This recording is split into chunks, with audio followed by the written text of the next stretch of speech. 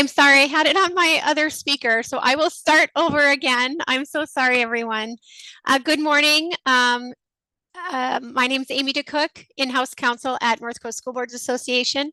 We're doing something a bit different for our February webinar, Brunch and Learn this morning. Kind of like when you were in college and your professors had office hours, open office hours, so that you could go in and ask questions.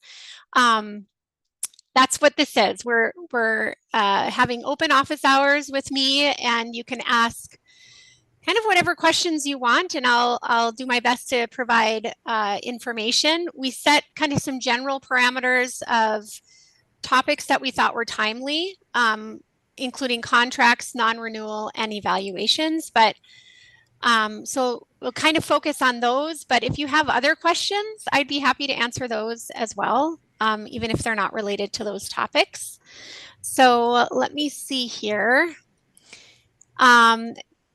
I think what we'll do is we can do it in a couple of different ways. Right, Taylor? We can do we want to do in the chat or in the Q&A? We can do it either or, chat or Q&A. The one thing about a webinar is that it doesn't allow you to speak freely without being allowed to talk. So if you'd like to speak verbally like we are, all you have to do is raise your hand, and then one of us will press the allowed to talk button, and then we can have a conversation too. Yeah. So you can use the Q&A feature, or why don't we use the Q&A feature for questions, and then anybody that wants to ask their question out loud can just raise their hand. So feel free.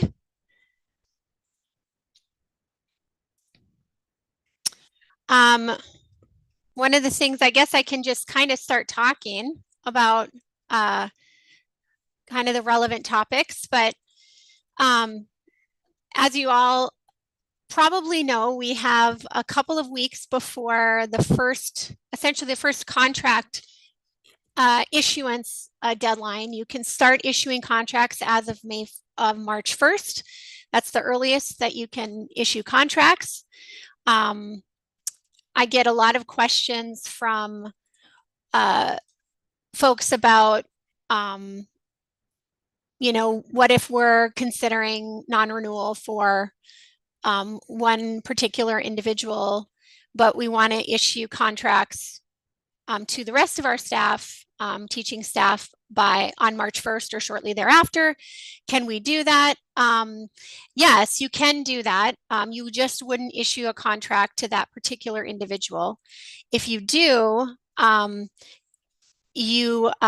a contract renewal notification. Issuing them their contract for the upcoming year is a contract renewal notification. And so if you do that, you can't pursue non-renewal anymore. So just something to keep in mind.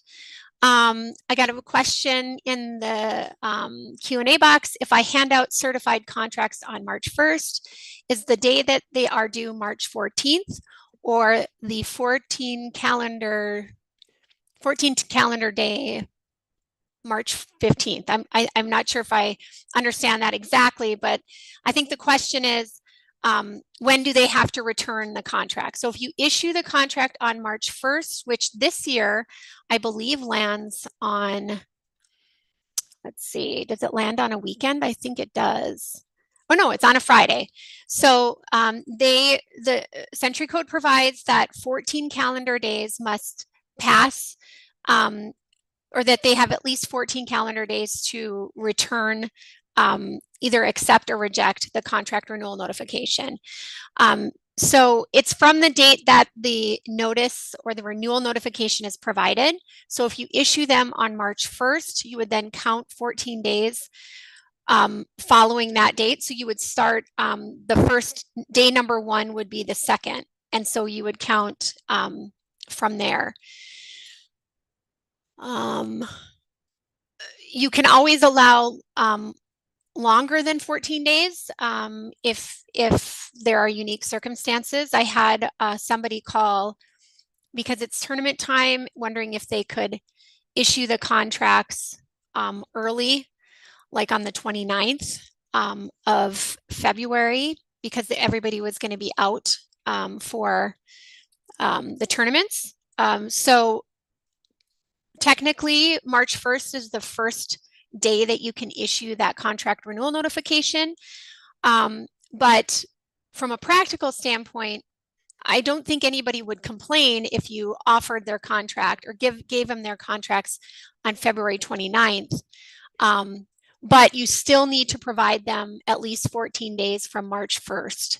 And so you would start the 14-day as if you provided the renewal notification on March 1st. Let's see, another question in the chat. Wondering if there were any recognized techniques for soliciting staff input for the superintendent's evaluation. That's a great question. So we always encourage boards. So it's the board's job to evaluate the superintendent. And that's one of the most important functions that a board serves. And so we caution boards not to be really careful about involving outside non-board members in the evaluation process. In terms of gathering staff input, that can be somewhat tricky because it oftentimes will open up a can of worms that can kind of spiral out of control in a bit. So I would say a recognized technique would be and this typically makes a lot more sense when you're maybe having a little bit of staff morale problems, maybe you're having some staff retention issues, and you're wondering if it's maybe the superintendent is, part of the issue. A lot of districts will do what's called a 360-degree review, and it's a particular process that's structured to essentially gauge kind of staff morale and to see if there are issues with kind of how people are feeling about management in the district. And it's a structured process. I would be really careful about initiating a process like that because it can, like I said, it can backfire a lot of times. It can kind of open up a can of worms. And once complaints and concerns are brought to your attention, oftentimes you need to, as a board, you're required by either board policy or potentially the negotiated agreement to take some sort of action. And so it can cause a lot of issues. And that's happened in a number of districts in my experience. And so we have information about that 360-degree review process. If you're interested in that, you can email me and I can give you some information on that process. But great question.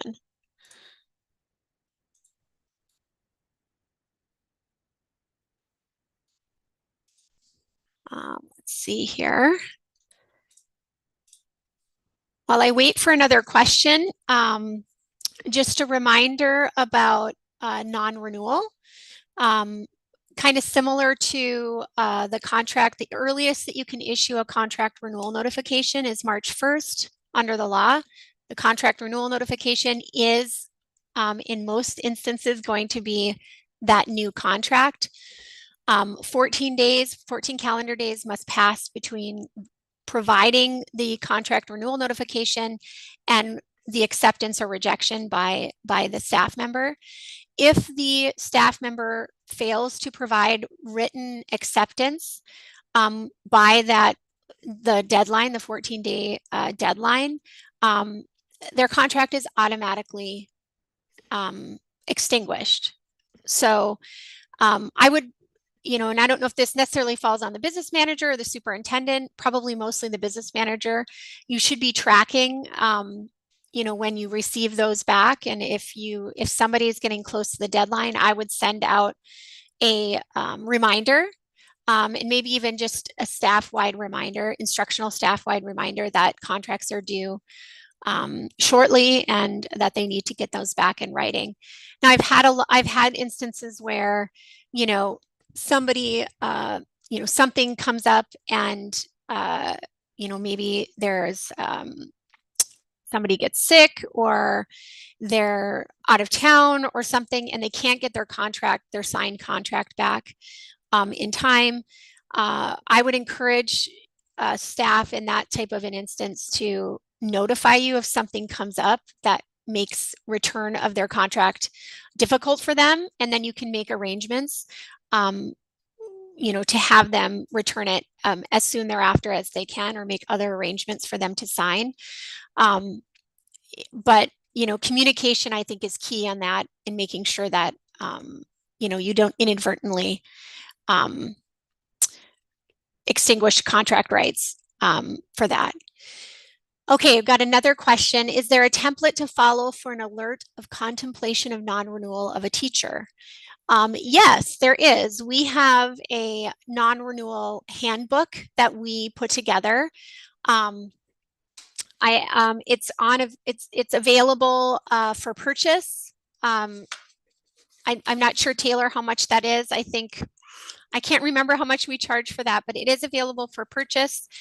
It's a pretty extensive handbook, and we have for non-renewal, either reduction in force non-renewal or the performance non-renewal, whichever one you're pursuing. There's draft motion language, there's draft notice language for each step in the process. And so we do provide that. So there is a template for providing notice of contemplated non-renewal. That is something that you're required to provide in writing once the board votes to contemplate non-renewal. And what that really means is that, okay, yes, the board is going to consider the non-renewal of this particular individual. So you're providing that written notification. That has to happen no later than April 15th, no earlier than March 1st. That's the earliest that you can provide that notice.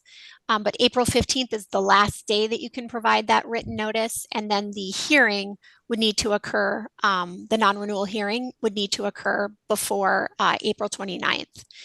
So kind of some tight timeframes to comply with. So you'll want to make sure that you're planning ahead and making sure you're complying with that. Taylor, did you have an answer for me on the non-renewal? Yeah, I was just waiting. I didn't want to interrupt. Our non-renewal handbook is $130 for both the virtual and print version of it. And then our non-renewal pocket guides are on the resources page for free. And it was included in the January bulletin as well. Great, awesome. I got another question. Is there a prescribed timeline of notice to hearing?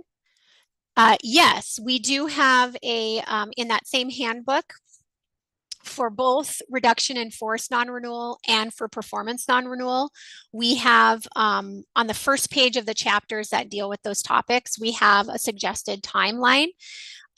So here, I can kind of show you what it looks like. But for performance non-renewal in particular, the one thing that's important is the evaluation, the spring evaluation. So like I said, the latest that you can provide notice of contemplated non-renewal is April 15th for teachers and principals.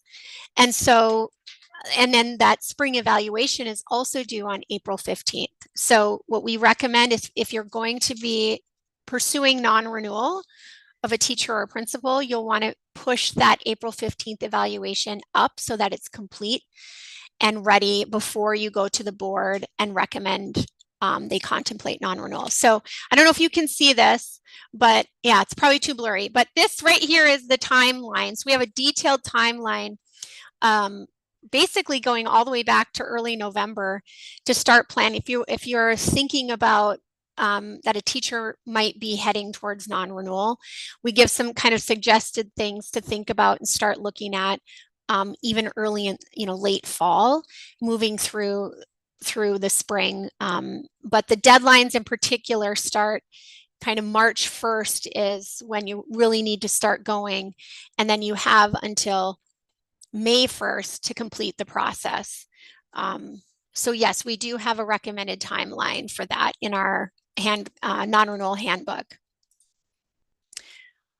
If you give notice of non-renewal, how soon can you do the hearing after the notice? That's a great question. So you can do the hearing. So the earliest you can provide notice of contemplated non-renewal is March 1st. So as long as you provide written notice of that contemplated non-renewal, you can essentially schedule a hearing anytime thereafter, but no later than I think I said April 29th last time. I meant April 21st. I don't know why I always say April 29th. April 21st is the last day, calendar day, that you can hold that hearing. And so anytime between, essentially no earlier than March 1st and April 21st is when you would have the hearing. In my experience, that hearing often becomes unnecessary because the individual will typically resign from the position, and that will extinguish their contract. I think that's something to keep in mind when you are, if non-renewal is, if you're heading down that path. I strongly recommend that you have a conversation with the individual before you go to the board recommending that they contemplate non-renewal. That's usually going to be in conjunction with that April 15th evaluation. So when you meet with them to discuss the evaluation, that evaluation needs to have findings that support the reasons for non-renewal in the evaluation. If you don't have those reasons reflected in the evaluation, you can't non-renew. So that performance evaluation, that last one in particular, is very important because you want to make sure that it's, if you're planning to go forward with non-renewal, that it's prepared with that in mind. And again, don't wait until April 15th to complete that evaluation. Make sure your principals or your superintendents are doing those evaluations earlier so that the process, the performance non-renewal process, can get started. In terms of RIF non-renewal, the steps leading up to non-renewal are a little different than performance non-renewal, but in terms of the requirements, the deadlines, they're the same for reduction in force non-renewal and for performance non-renewal. And again, in our handbook, we have separate chapters that deal with each of those non-renewal, performance and reduction in force non-renewals. We have step-by-step, a step-by-step explanation of the process. So not only do we have the timeline, but we also have a step-by-step explanation of how to move through the process. I will say that for non-renewal in particular, what's really important is that that the evaluation reflects contains findings that support the reasons for non-renewal, and that you hit the deadlines. If you do those two things, it'll be really difficult to overturn a board's decision to non-renew. There is a right to appeal a local governing body decision like a school board's. The individual can appeal that decision, but it's really difficult to overturn that decision on appeal if you have an evaluation that reflects the reasons for non-renewal and you meet all of the deadlines. It's really difficult to overturn. We have another question. Do you have multiple superintendent evaluation templates that you recommend using? So this is a very common question. Your superintendent evaluation is due, the spring one is due on or before March 15th. So we're fast approaching that deadline. We have a template. So we work with Rocky Mountain that provides an online superintendent evaluation process. A lot of districts utilize that for their superintendent evaluation. And I think a lot of districts like that. There are a few little things here and there that I think some districts would like to change about that process, but it's one that a lot of districts use. We also have a template evaluation instrument that is an exhibit to our superintendent evaluation procedure policy.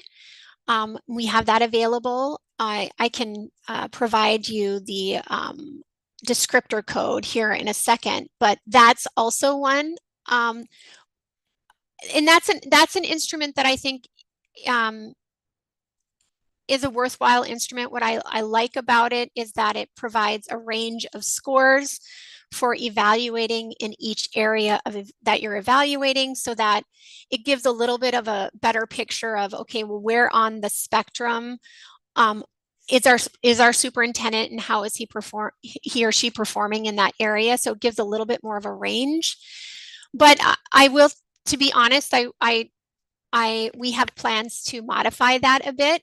Um, we've had plans for a while to do that. We've started that process, but we're still in the process of doing that. The key, though, is that the superintendent evaluation instrument that you use, there's not a one size fits all. You have the discretion as a board to determine what instrument that you want to use. I generally recommend that you use the same instrument in the December 15th or the November 15th evaluation that you use in the March 15th evaluation, so that you're evaluating your superintendent in the school year on the same instrument. Is that a legal requirement? No, but I think from a practical perspective, it makes sense. Usually, the November 15th evaluation is treated as like a formative evaluation. So you're kind of setting goals, setting some expectations, and then the spring evaluation is the summative evaluation, where you're kind of looking back and seeing how the superintendent performed against those goals. So using the same instrument within that same school year, if that's how you treat it, is important. But I think if the superintendent evaluation template that you're using now isn't something that you're crazy about, you have the discretion as a board to change that instrument. I do generally recommend that you get input from your superintendent. Make sure that they know, hey, we're looking at changing the instrument that we use. Get their feedback. But at the end of the day, you guys get to decide what that looks like. But there are a number of other options out there as well. If you want some different templates, I would, feel free to contact our office, and we can provide some different templates that you can look at and see which one works best for you. Another thing about superintendent evaluations, I realize that it can be a cumbersome process for boards. We recommend that you don't wait until the last minute to complete. It should be a robust process. It should be a meaningful and thoughtful process for the board and for the superintendent. So starting a bit early, making sure you're planning out and making sure that your board members are getting their evaluation forms, so that they can start filling those out, and that you can start compiling those in time to make sure that you hit those deadlines. But I always encourage boards also to offer written feedback on the evaluation, regardless of the rating. So even if they have, satisfactory ratings from all of the board members, I really do encourage giving written feedback. Written feedback is required if they get an unsatisfactory rating in a given area. So the law requires you to provide that written feedback. And obviously it's really important in that instance, because especially if you're potentially going to pursue non-renewal of your superintendent, because again, like teachers and principals, the evaluation instrument needs to reflect the reasons for non-renewal, just like with teachers and principals. So something to keep in mind. Let's see. Oh, right when I finish, another one pops up. Okay. Thinking of evaluation templates. Is a special education unit required to use the evaluation template that the district is using? No, the special ed unit board can decide to utilize whatever template it wants to utilize, either for its director or for teachers. A lot of times the unit holds the teacher contracts, and then obviously the teachers are assigned to member schools. That's not always the case. Sometimes the schools hold the contracts, but I think in my experience, most of the time the unit is holding those contracts. So the unit would be evaluating those teachers. So the unit board can decide to use whatever template instrument it wants to use for its own contract employees.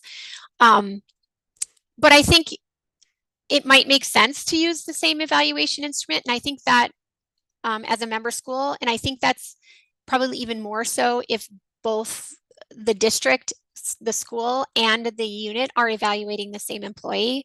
It might be nice to use the same template so that you're evaluating the employee under the same areas, but that's more of a practical thing. It's not a requirement under the law. The unit board can make that decision on its own. So feel free to throw out your questions. Again, we kind of assigned general topics, but if there's something else that you want to ask that's not related to contracts or non-renewal or evaluations, you can feel free to ask those questions as well. We'll just kind of go for as long as folks have questions, and I can find something to chat about in the lulls. But let's see here. I wanted to get the superintendent evaluation instrument exhibit number that we have. Okay, so our superintendent evaluation policy is descriptor code CAAB. So that is your superintendent evaluation procedure. And that, you know, the law doesn't dictate a specific procedure for superintendent evaluations. And so I think if you don't have this policy or a policy on the evaluation procedure for your superintendent, I strongly recommend that you adopt a policy because the law does not fill that in for us.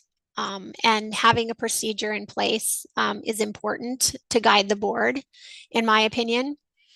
But attached to that policy as an exhibit is an evaluation template. It's exhibit 1, so it's CAAB-E1. And so you can, policy services members, you can access that exhibit through the policy services website. But I think we also have it available on our resources page of our website as well. And there are some other helpful evaluation forms and information attached to that policy, like a timeline. We have a sample motion for the evaluation. We have a summary and a worksheet that you can use with that template. I think that what's nice about the Rocky Mountain template or service is that it compiles the individual board member evaluation forms into a the final version that you'll then adopt as a board. One of the downsides, and I haven't used it personally, so I haven't looked at it through a user perspective. But one of the things that I've heard is that how the comments show up in the evaluation instrument can kind of not be the easiest to deal with. So if individual board members are providing comments on their forms, I believe they all get kind of put into the final instrument, which maybe that's okay for your board, but at the end of the day, the board should be adopting those comments so that they then become board comments. They don't stay individual board member comments if they are put in the final evaluation instrument. They're essentially board comments. So if you don't agree, if a majority of the board doesn't agree with those comments, you should be discussing that at the meeting and voting whether they be included in the final instrument. Okay, a couple more questions. Do I have a template for board evaluation? I believe we do. I don't believe it's attached to a policy as an exhibit. But that is something that I can put as something to pull. Do we have, is that We you, have, Taylor? Go yeah, we ahead. have a school board self-evaluation on the resources page. Awesome.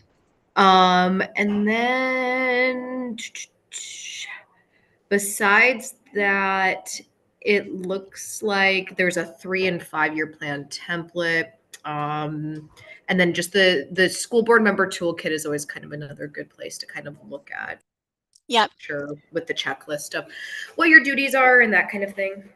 Yeah, that's a good point, Taylor. That would be a kind of a nice way if you do a self-evaluation as a board, which you're not required to do, but it is a good practice.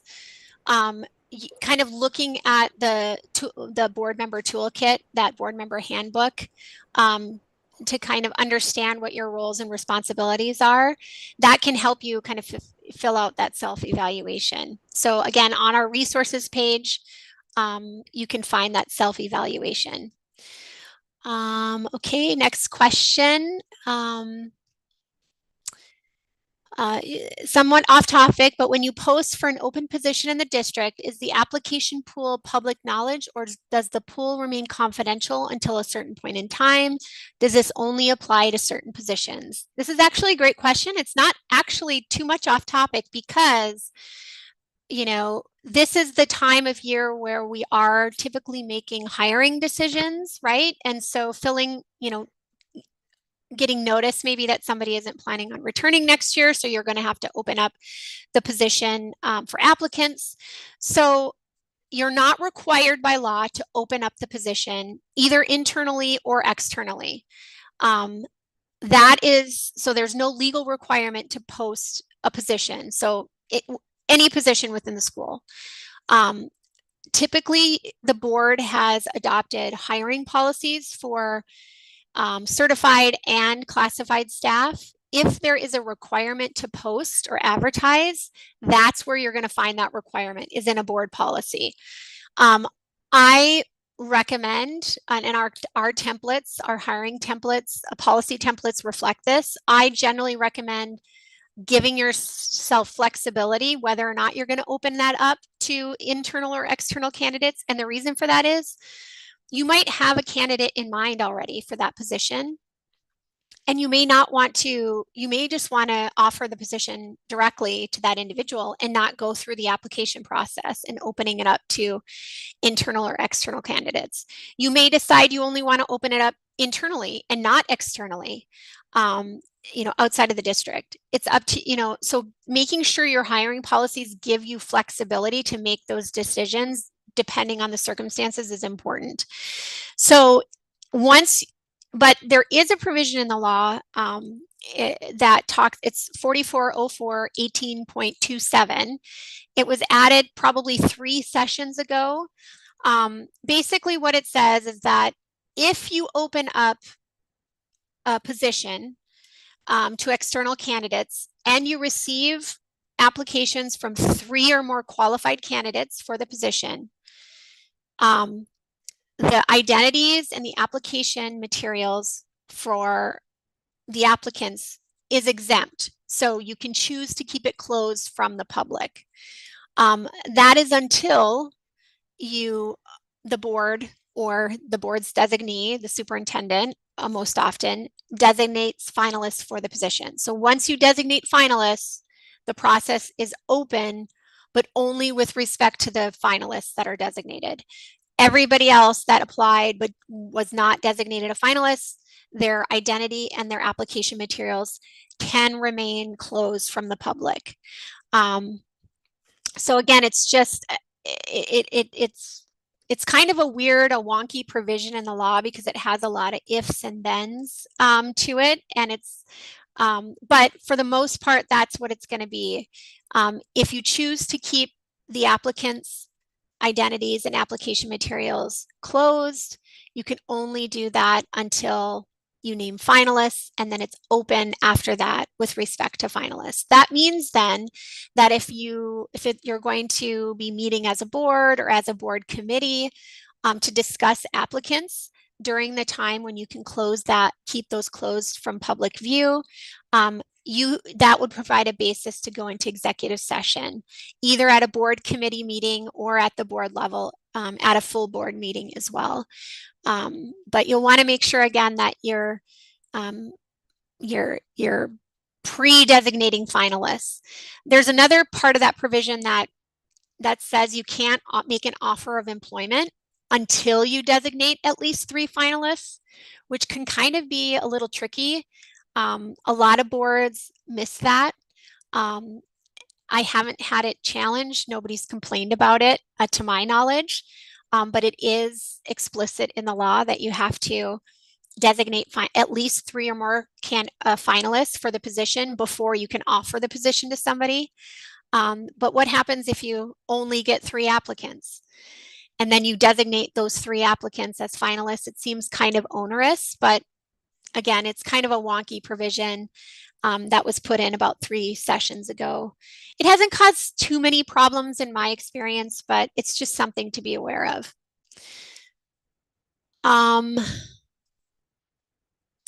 Another question is, what is allowed as ways that we can show employee appreciation?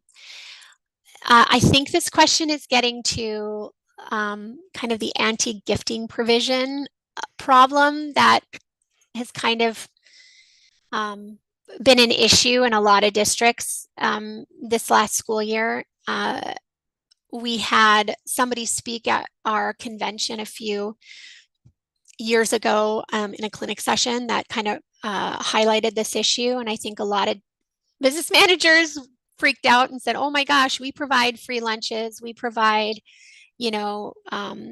free meals and snacks and stuff to our employees. We give gift cards to our employees for, holidays, whatever the case may be. Generally speaking, what the anti-gifting provision of the North Dakota Constitution provides is that the state and its political subdivisions, including public school districts, can't essentially give away its funds or property or essentially give away its credit or make loans to private individuals or entities. And so what that technically means is that there is no such thing as a free lunch when it comes to your employees. Either your employees need to pay for that, or if you provide them for free, you actually have to include it as part of their taxable wages. So that's caused a lot of problems and a lot of headaches in districts that have been doing that for years.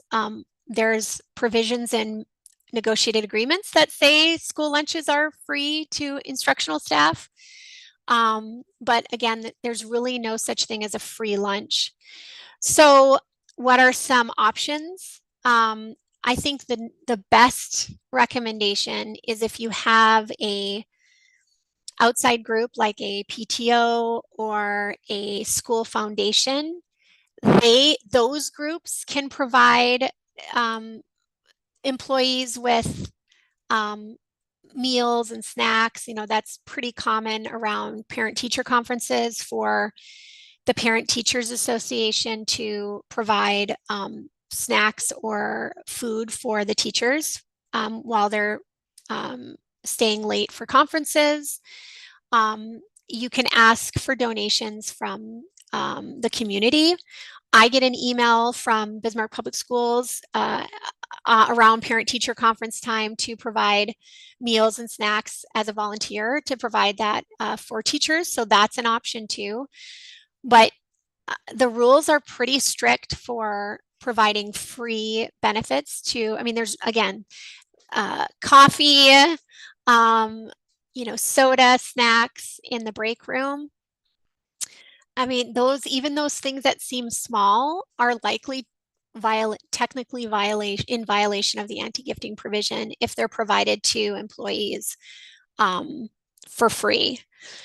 So I know that's an issue that's come up a lot lately, and we've talked about it a lot. We did a brunch and learn about it several months ago. Maybe it was even last school year by now. So it is something to keep in mind. I was just reviewing a negotiated agreement, and it had a school lunch provision in there that said, instructional staff are going to be provided a free lunch.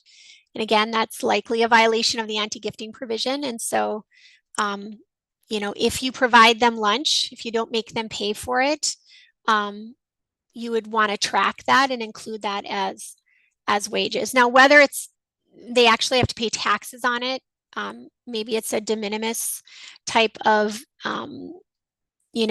item that they aren't going to incur actual taxable, taxes on it, is a separate issue.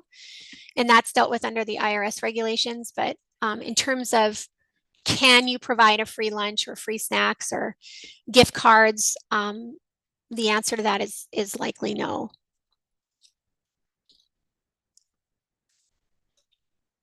Follow-up question. So does this anti-gifting provision refer to light breakfast for an all-staff meeting or staff Christmas meal party? Yes, it applies to all of those things. If the district is spending public funds on those types of things, that as like a gift, that would apply. And I will say that the Attorney General's office, when they write opinions on these types of things, they take a pretty strict approach when it comes to this. And so does the state, and all of the state agencies take a pretty strict approach. So if you want to provide those types of things, I would either, get the PTO to do it, or maybe the Booster Club, or seek out donations from local businesses. Those are often, and usually you find folks that are willing to do that and willing to provide that for staff. But that is typically the option rather than spending school district funds.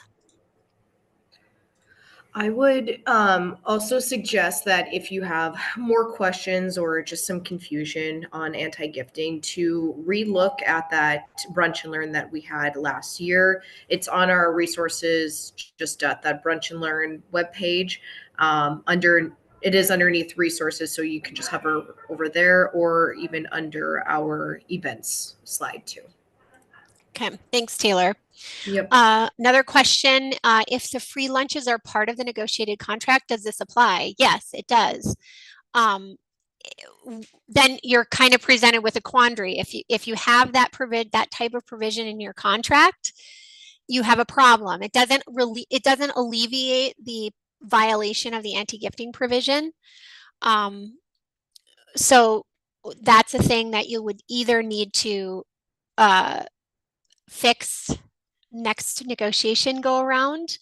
And I'm not sure if there's kind of a standard way to do it, but I think a lot of districts have, you track student lunches with the student number.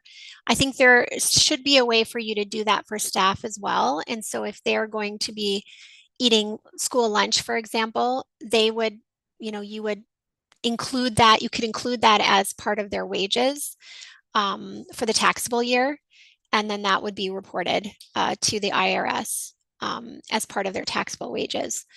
But again, we have a lot of information about that. We did Patty and I did, for my office today, a webinar on that particular process or that particular topic, and that's available under our events page as well. Can we pay for a wellness center membership as a benefit to our staff? So again, it would be, if you pay for it, yes, you can pay for it. It's whether or not it's provided as essentially as part of their taxable wages. That gets a little bit into taxation of fringe benefits and all of that, which is a little bit beyond the scope of today's webinar, and is a little bit more complicated. And so I don't want to veer too much into that. But if you need more information about that, you can either access that webinar that we did, Patty and I did earlier. Patty talks a lot about how to account for that. in that webinar. Or you can get more information from us by contacting our office. We have a few minutes left here to go. So if you have additional questions, please feel free to put those in the Q&A box, or if anybody wants to raise their hand and ask a question, you can still do that as well. Let's see here. Oh, another thing I was going to mention, I think we have a lot of business managers on the webinar today, and I'm not sure if how many of you if your board does an evaluation for you, but it's not required by law that the business manager be evaluated by the board, but we strongly encourage the board to evaluate the business manager. The business manager and the superintendent are the only two employees that report directly to the board. And so I think it's very important to do an evaluation of your business manager at least once annually. And I think it's just employees like feedback. And I think even when the feedback isn't always positive, I think it's always best for the employer to set expectations and have those conversations. And I think employees appreciate that. So I strongly recommend that you also do evaluations of your business manager. Okay, we have another question, a little bit of a different topic, which is fine. A nearby school district dissolved, so they absorbed into theirs. Does the boundary lines automatically changed, or do we need to vote to change it? So when a school district dissolves, there's a specific process under the law for dissolution of a school district.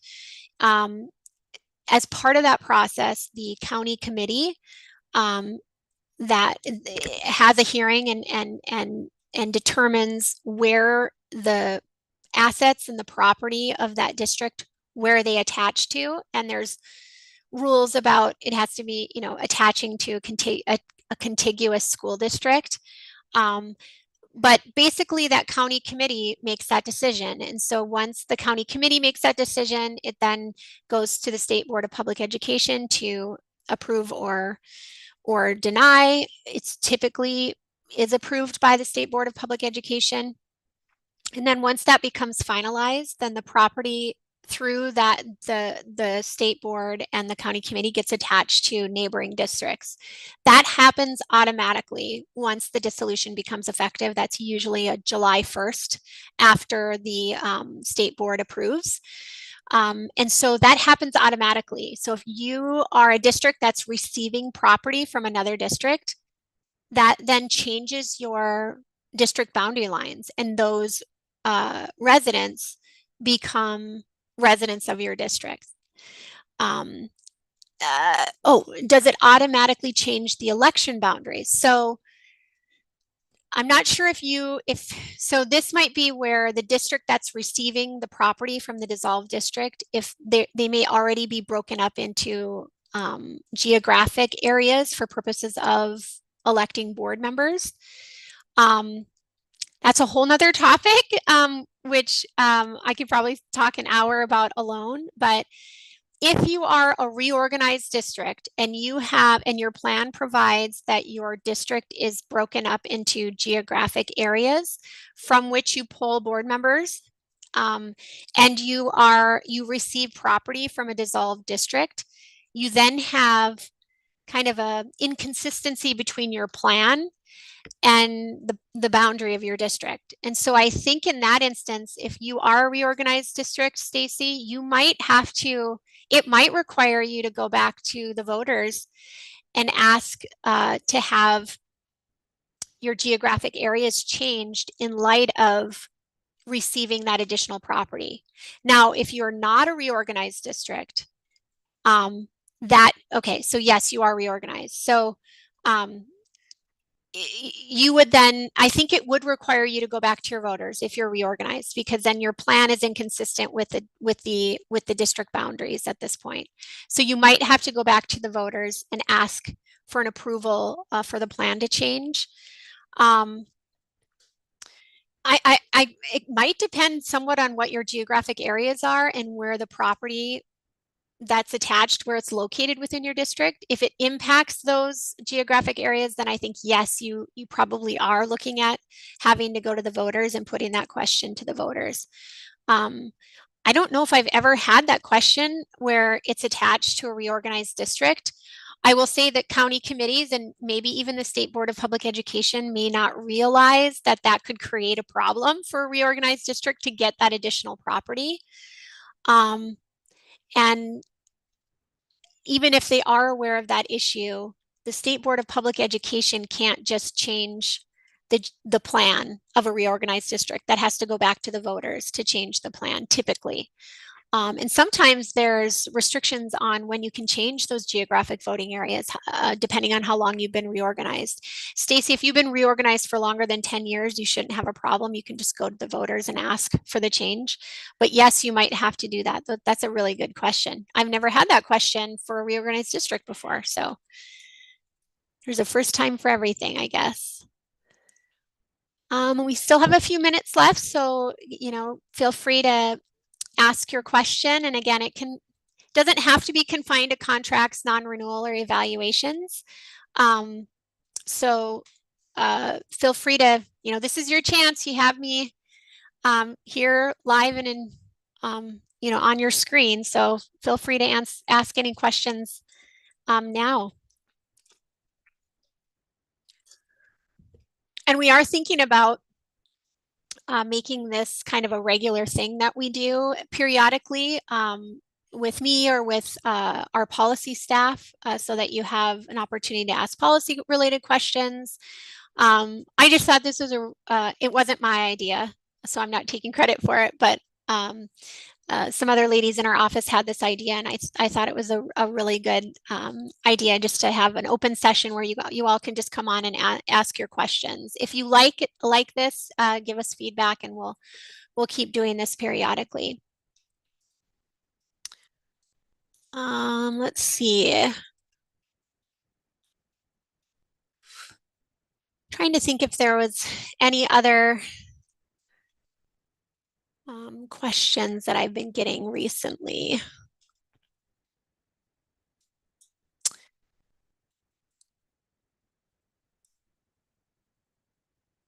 Let's see here.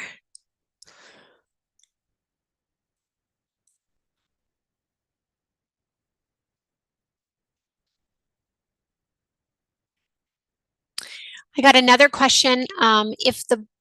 If you have money within your district's activity account that are from, as an example, box tops for education, can you use that for staff snacks?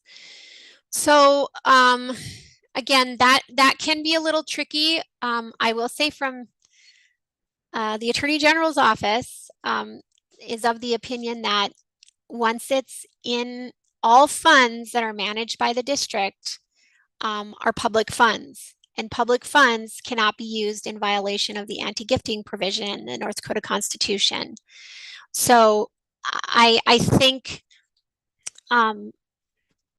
you're probably still going to run into problems potentially with that. So I would be really careful. Again, I think in terms of providing those little treats and gifts and stuff for your staff, if you can get those from outside sources rather than using public funds managed by the district, that's the preferred way to go. Another question, can we create our own policy adding a descriptor code? Yes, you can. We have districts that do that all the time. What we would ask though is if you are a policy services member and you utilize our descriptor codes, our policies with our descriptor codes, and you create your own policy, let us know. We oftentimes just have you send us the policy and we will recommend a descriptor code for you. And then we keep track of that so that when we create new policies, we try not to use the descriptor codes that we've assigned or recommended to districts that create their own policies. So yes, Stacy, you can do that, but send it to us and we'll if you use our policies with our descriptor codes, and then we can recommend a descriptor code for that unique policy.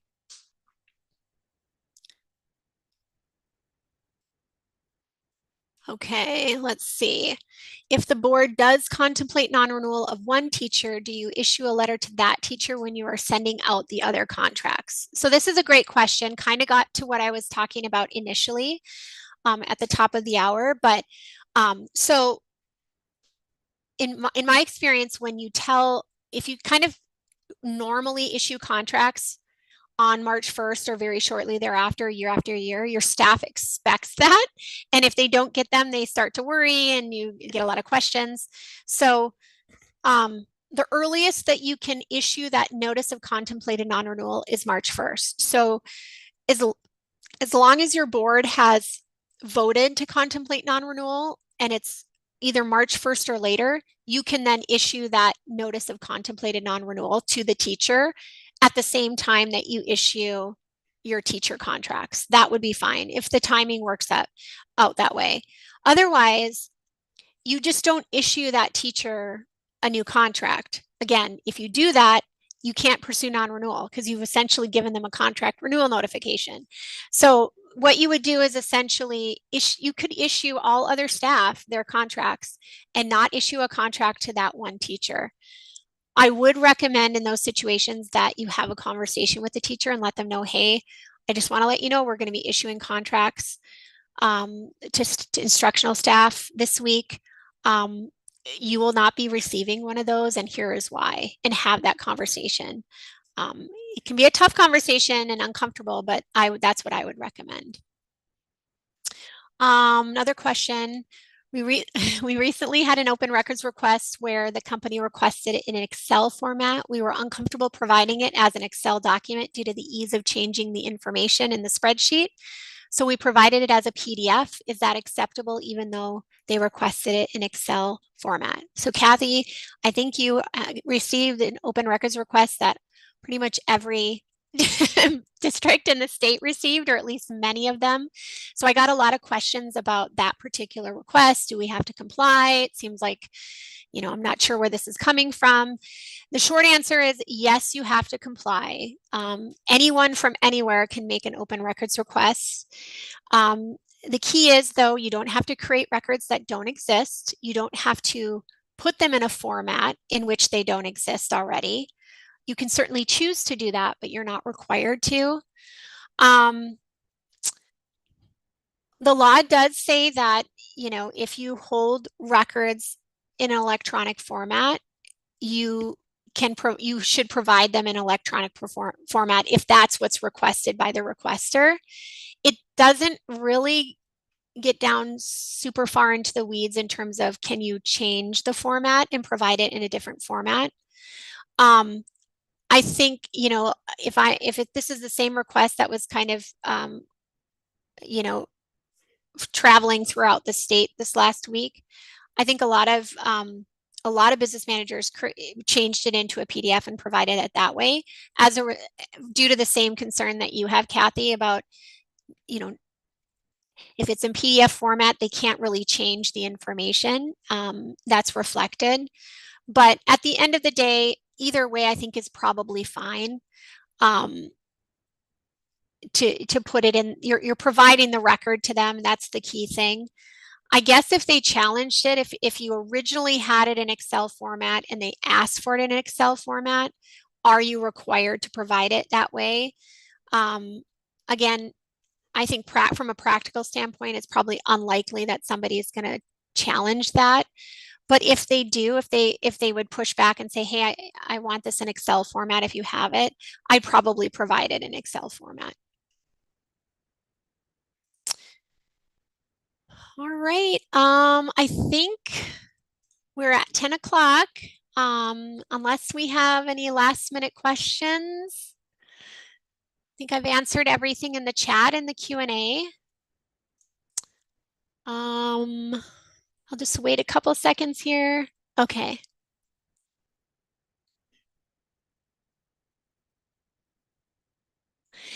One more last question on the anti-gifting provision. Any donated funds for staff meals, et cetera, are considered public funds once the school has them. Can the school set up an association account, like a 501c account, to pay for staff parties, gifts, etc.?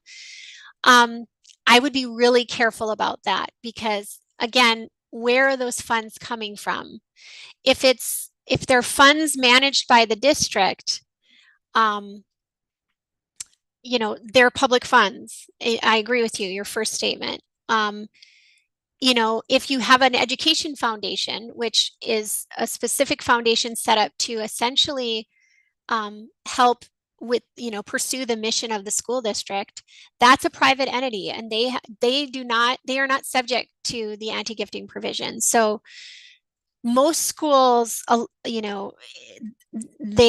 have those school foundations, that's one of the ways they utilize their foundation, is to provide, supplement, and to support the mission of the district. And there's a lot more flexibility. I would be, to pay for things that the district can't utilize public funds for. And it's a nice way to supplement the mission of the district. I would be really careful about the school district setting up a separate entity. I'm not sure, I don't think you even have the statutory authority to do that as a district. So I don't even think that is a thing that you could do. So I would be really careful about doing something like that. But it's a good question. I will say that that is one of the topics that I think I get one of the most questions about, especially in the last couple of years, because it's just been an issue that's been highlighted so often. And our state auditor is, watching us very closely. And so those are issues that have kind of come up and bubbled up to the surface that we're getting a lot of questions on. I think that's where we'll end it today. I really appreciate you guys coming on, and seeing a lot of you on here, and answering or asking all these great questions. I have one more question here. It says, if the district sets up a foundation that they are the board of, would this be considered part of the board? Likely, yes. The foundation is a separate entity with a separate board. Your foundation board should not include a quorum or more of your district board members. Setting up a foundation is a specific process. I would highly recommend that you get assistance from legal counsel that is experienced in public school foundations. So that wouldn't be, you'd have to be really careful, because then I think if the board is the board of the foundation, that could cause a problem in terms of what's considered public funds. So again, thank you guys for participating today. Stay tuned for more information about our next Brunch and Learn in March. Taylor, I'm not sure if you have any information about our next Brunch and Learn that you want to share. Yeah, it'll be on March 20th. It's with our superintendent from Alexandria, Leslie Bieber. And it is on school safety and security in rural schools. So we're excited for that. And we'll see you next month. Stay tuned. Thanks, guys. Have a good day.